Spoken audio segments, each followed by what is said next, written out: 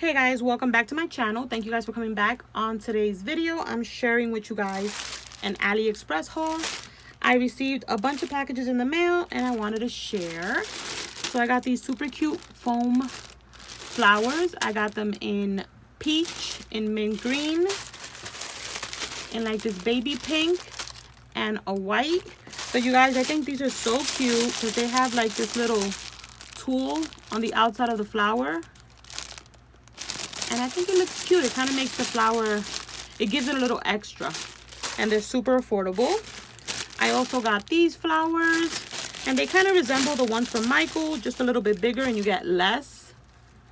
So they have the stems as well. So I got those in white, in baby pink, in like a hot pink,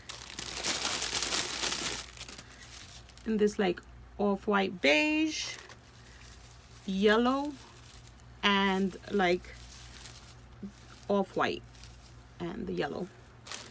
And then I picked up these, which I'm super excited about. These are like the Maggie Holmes from the Flourish collection, and I think they sell them in Hobby Lobby too. It's just the little leaves. You can cut the stems off. So I got some, I got some in gold. I got 3 because those are the most I use. I got some solid green ones, some white ones, and pink ones.